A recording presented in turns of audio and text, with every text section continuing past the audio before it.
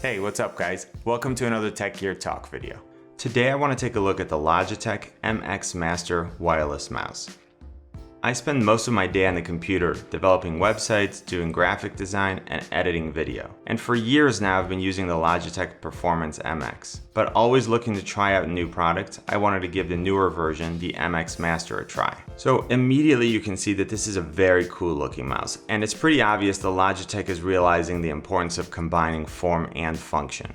Seriously, this is badass looking. It kind of looks like some stealth aircraft and has some really cool looking rivets on the thumb rest area and on the outside edge. Overall, it's similar in shape to the Performance MX, but with some subtle differences. The MX Master is a bit wider than the Performance MX. The thumb rest is larger and extends both out and forward, which I like because it provides better support. I also find that the button on the thumb rest is in a better position and it's easier to click. Next, the back of the MX Master is raised, which tends to move your hand forward on the mouse, and I find that it puts your hand in a better ergonomic position than the Performance. This is really important because over extended time and use, this will result in improved comfort and less fatigue. Both the left and right click buttons are very responsive, and I prefer the feedback they give to that of the Performance MX. Alright, let's start looking at some of the other features of the MX Master. As you would expect, there is a top scroll button, which lets you alternate between click scrolling and free scrolling,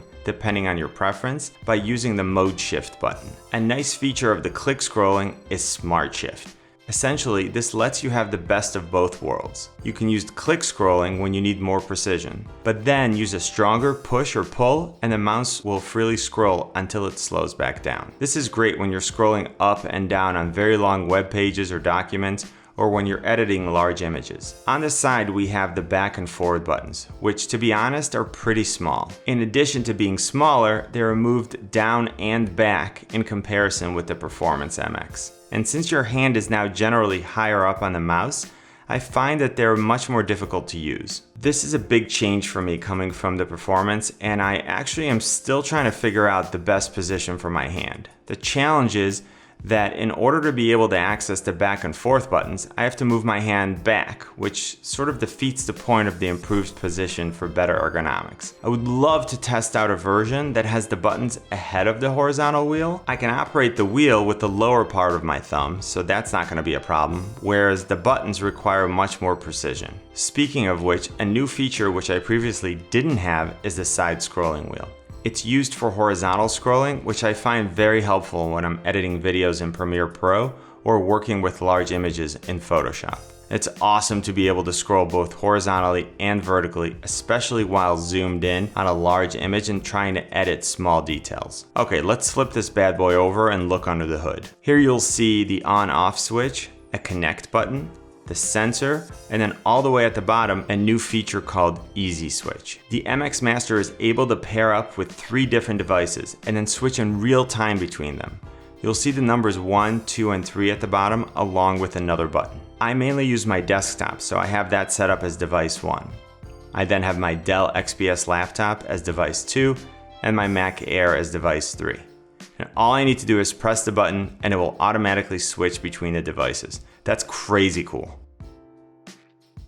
And of course, the MX Master uses the small Logitech unifying receiver. And I love the fact that I can use one receiver for my mouse and my wireless keyboard. Connecting the mouse was as easy as starting the Logitech unifying software and then turning the mouse on.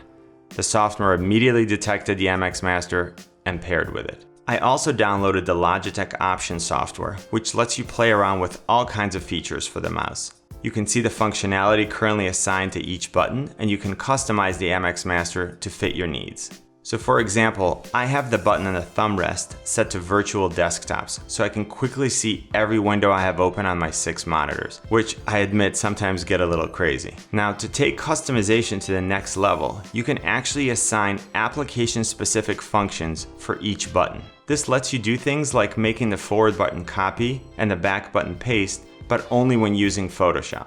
I find that this is a great feature because in each program there are shortcut buttons that I find helpful, and now I can program them right into the mouse. Let's talk a little about the battery. The MX Master is charged using a micro USB cable.